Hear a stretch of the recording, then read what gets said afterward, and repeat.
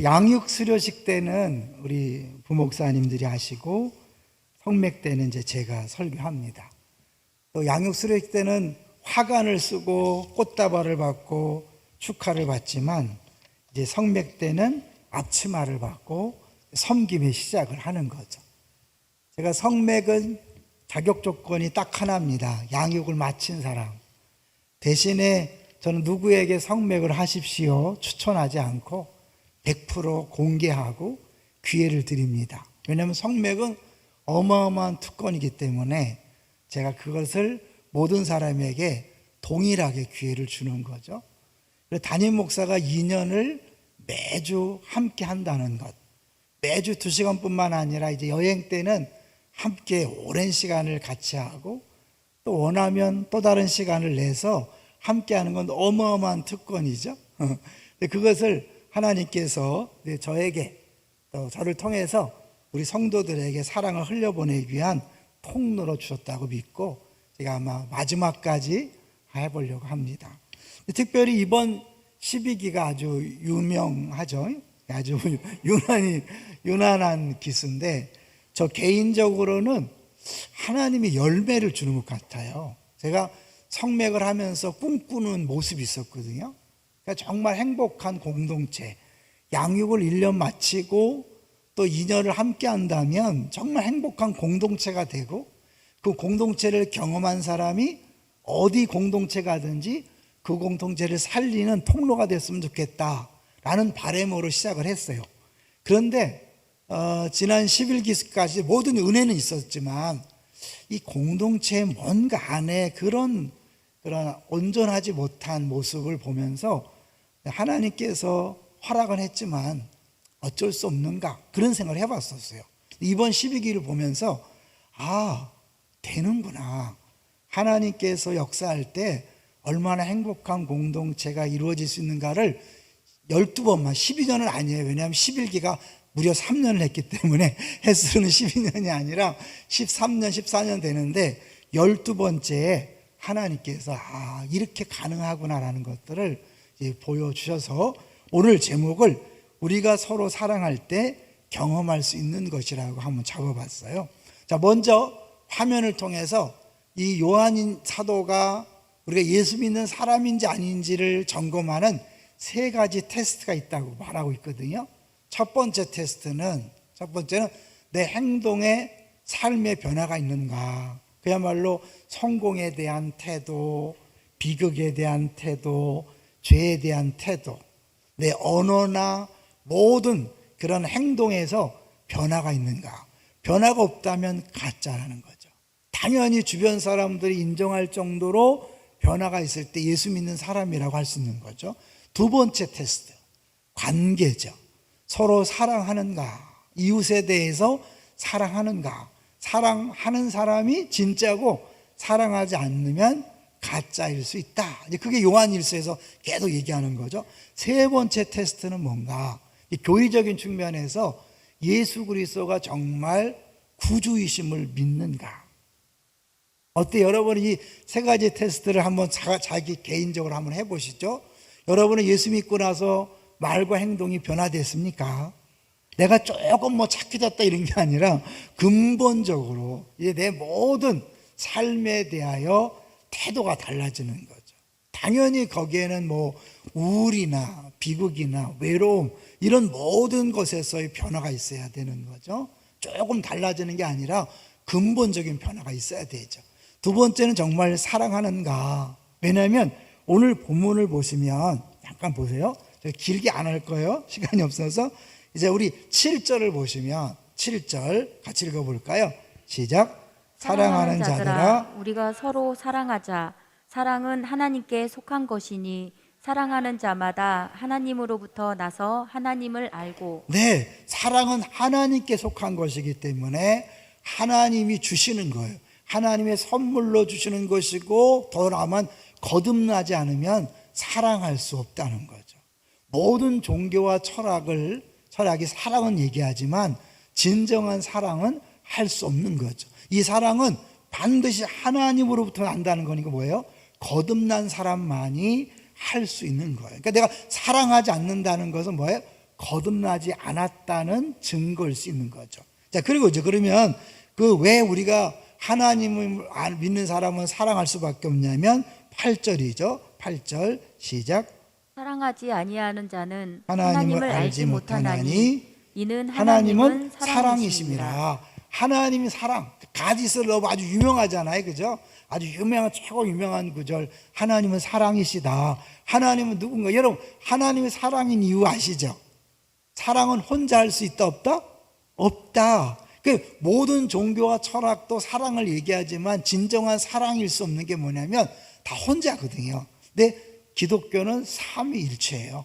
성부, 성자, 성령이 삼위가 계시거든요. 한 사람이 세 역할을 하는 게 아니에요. 분명히 세례받는 예수님이 있었고 하늘의 음성이 있었고 비둘같이 많은 성령이 있었어요. 그러니까 삼위가 계신 거예요. 삼위가 서로 사랑하는데 얼마나 완벽하냐면 조금도 구분되지 아니하고 완벽하게 뜻이 하나고 능력도 하나고 모든 게 하나 된 거죠. 그러니까 완벽한 사랑이 뭔지를 보여주는 것이 하나님인데 그 하나님을 믿는다면 하나님의 사랑을 경험했다면 당연히 사랑하는 것이다. 그리고 그 사랑은 뭐예요? 살리는 것이다. 진정한 사랑은 살리는 것인데 한번 볼게요. 9절을 같이 보겠습니다. 9절 시작. 하나님의 사랑이 우리에게 이렇게 나타난 바 되었으니 하나님이 자기의 독생자를 세상에 보내심은 그로 말미암아 우리를 살리려 하심이라. 네, 사랑은 살리는 거예요. 근데 살리기 위해서 뭐 했어요? 죽으셨어요. 이게 큰 원리예요. 사랑은 다른 사람을 살리고 공동체를 살리는데 살리기 위해서는 죽음이 필요하다. 이게 십자가의 원리거든요. 진정한 사랑은 자기 죽음이 전제되는 거예요.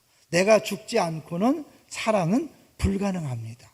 근데 어떻게 죽을 수 있는가? 예수님이 나를 위해 죽으셨기 때문에 더 이상 나는 내 것이 아니라 누구의 것이다? 주의 것이다. 이제 내가 살아도 주 위에.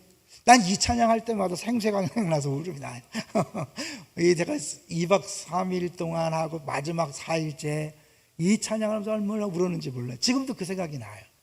이제 내가 살아도 주 위에 살고 죽어도 주 위에 죽는다. 내 것이 아니라는 거죠. 내 것이 아니기 때문에 기꺼이 나를 내어놓을 수 있고 그럴 때 다른 사람을 살릴 수 있는 거죠. 우리가 사랑한다는 것은요, 자기를 철저히 부인하고 자기를 죽이는 거예요. 제가 이제 성맥 12기가 이렇게 하는 걸 보면서 저는 뭐 똑같이 했거든요. 제가 뭐 12기를 특별히 사랑한 거 아니에요, 여러분. 막 그렇게 이상한 눈으로 보지 마세요. 저는 똑같이 했어요. 똑같이 그냥 당신들끼리 결정하고 당신이 다 해라. 아시죠? 성맥하신 분 알잖아요. 제가 절대로 결정에 내 의견을 내지 않습니다. 지지고 볶든지 다 알아서 해라. 여행을 가든지 말든지 알아서 해라 그랬잖아요. 절적 번영하지 않아요. 왜? 스스로 공동체를 세우는 것을 경험으로 알아야 되니까. 또 하나 뭐예요? 감사를 꼭 해라. 두 가지예요. 공동체와 감사. 근데 공동체를 이루기 위해서는 철저하게 자기 부인과 상대방에 대한 용서가 되는 거예요. 용서가 필요한 거예요. 하나님이 최고 좋아하는 사랑의 언어는 뭐라 그랬죠? 감사. 이웃이 가장 원하는 사랑의 언어는 용서. 100% 있는 그들이 용납하는데 이 12기의 특징은 뭐냐면 자기들이 5% 부족하다고 인정하는 거예요. 오늘 이 춤추는 거 봐요. 이게 뭐 할 수 있는 일이 아니잖아요. 근데 서로 이제 이미 그런 것들을 다 포기했기 때문에 이제 부끄러움을 없앴어요. 아주. 근데 그렇게 시작된 걸 가만히 보니까 우리 두 사람이 혈관, 뇌혈관 때문에 쓰러진 두 사람이 있어요. 하나는 저희 그 이름으로 누나예요. 김광순. 전 광순이 누나가 있어요. 그리고 조순이. 이 둘이 쓰러졌어요. 그래서 쓰러져서 건강하지 않은데 서로가 의지하면서 이제 시작을 한 거죠. 그러면서 자기들이 얘기한 거예요. 난 원래 쓰러졌기 때문에 뭔가 부족하다. 이렇게 5% 부족하다고 인정하고 그러다 보니까 다른 사람들도 같이 5% 부족을 같이 인정하니까 이제 무슨 말을 할 때 그것 때문에 상처받고 시험에 들지 않는 거죠. 그동안 이렇게 성맥을 해봐도 여전히 자기가 강하기 때문에 말 한마디에 막 삐지고 상처받고 문제가 생기는데, 이 기수는 그게 없는 걸 봤어요. 그래서 이 공동체의 비밀은 철저하게 자기 부인이고 자기 부족을 인정할 때 온전한 공동체가 되는 거라는 것을 내가 경험적으로 알게 된 거죠. 자, 이제 그랬을 때 이제 보세요. 그렇게 해서 온전한 공동체가 되고 사랑할 때 어떤 일이 벌어지는가? 12절이에요. 12절 시작. 어느 때나 하나님을 본 사람이 없으되 만일 우리가 서로 사랑하면 하나님이 우리 안에 거하시고 그의 사랑이 우리 안에 온전히 이루어지느니라. 네, 서로 사랑하면 온전히 하나가 되면 하나님이 우리 안에 거하신다. 늘 얘기하지만 하나님이 거하시면 구경꾼으로 있는 게 아니죠. 밥만 축내는 분으로 있는 게 아니잖아요. 그분이 임재하시면 반드시 임재 능력 목적이에요. 그분이 임재하시면 능력이 나타나요. 예수님 말씀하시니 물이 변하여 포도주 됐네. 예수님 말씀하시니 바디메오가 눈을 떴다네. 예수님 말씀하시니 파도가 잔잔해졌네. 그분이 오셔서 거하시는 순간 우리의 부족이 채워지고 능력이 나타나고 주의 지혜가 나타나는 거죠. 그야말로 천국을 경험하는 거예요. 왜 많이 웃고 많이 행복한가? 주님이 다스리시는 천국이 이루어짐으로 많이 행복할 수 있는 거죠. 그리고 그의 사랑이 우리 안에 온전히 이루어지느니라. 잘 요거만 이야기 마칠 거예요. 하나님은 우리에게 모든 복을 주셨습니다. 믿으니까 필요한 모든 사랑을 이미 주셨어요. 더 줄 사랑이 없어요. 이게 100%야. 언제나 준다는 말이에요. 이제 그 사랑을 우리들이 100% 누리는 게 남았어요. 누리는 게, 그 누리기 위해서는 우리가 우리끼리 온전히 사랑할 때, 아, 이거구나. 하나님 사랑이 이거구나. 사랑은 이거구나라고 느낄 수 있는 거예요. 아주 쉽게 설명하기 위해서 하나님이 저에게 준 아픈 경험을 하려고 그래요. 며칠 전에, 뭐 이틀 전의 일이에요. 저희 딸이 쓰던 그 일제 샤프 전자에, 그 이 언어도 일본어로 돼 있어요. 그 제가 어떻게 썼냐면, 신기하네요, 여러분. 구글로 이렇게 카메라를 찍고 번역기 누르잖아요. 1어가 그냥 번역이 돼요. 그래서 그 1어로 된 수첩을 썼는데 잘 썼어요. 그런데 이제 우리 아내가 병원에 가서 들은 말을 너무 좋아서 기록하려고 봤더니 액정이 깨졌어. 얼마나 아까운지요. 그러면서 내가 깨달은 게 뭐냐면, 그래, 하나님이 다 주셨지만 우리가 관리를 잘못하고 잘 다루지 못하면 그 선물을 온전히 쓰지 못하는 거예요. 하나님이 예수님 때문에 100% 축복을 줬지만 우리가 그걸 다 쓰지 못하면, 누리지 못하면 아무 소용이 없는 거예요. 하나님 우리를 사랑을 줬지만 그 사랑을 우리가 온전히 누리지 못하면 아무 소용이 없는 거예요. 어떻게 사랑이 온전히 이루어진다고요? 우리가 다 받은 사랑을 서로에게 사랑을 주고받을 때 그 사랑의 크기와 넓이와 높이를 온전히 알아가는 그런 행복이 있는 거죠. 저는 어느 누구에게도 성맥을 하라고 말하진 않습니다. 그러나 분명한 것은 안 하면 여러분은 평생 손해라는 것만 얘기하고, 그렇다고 한꺼번에 다 몰려오면 안 돼요. 그렇지만 여러분, 왜냐하면 하나님께서 우리에게 주신 것인데 어떤 사람은 그것을 누리고 어떤 사람은 누리지 못한다. 이거는 뭐 모든 교회의 프로그램이나 양육에 다 해당되는 거죠. 자, 이제 결론입니다. 우리가 서로 사랑할 때 경험할 수 있는 게 뭘까요? 여기 있는 그대로 사랑이 우리 안에 온전히, 이걸 영어로 퍼펙트, 완벽한 사랑을 경험할 수 있는 거예요. 그리고 이 7기가요, 안에 들여다보면 아주 힘들어요. 아주 힘든 상황이에요. 그런데도 모이면 그렇게 행복하게 웃을 수 있는 건 사람이 주는 게 아니라 임재하신 하나님이 주시는 것입니다. 그러나 이거는 우리 패밀리에서도 경험할 수 있고 모든 공동체에서 마땅히 경험할 수 있는 거예요. 온전히 여러분이 혹한 공동체에서 정말 뜨겁게 서로 사랑함으로 완벽한 퍼펙트한 하나님의 사랑을 누리는 주인공들 되시기를 주의 이름으로 축원합니다.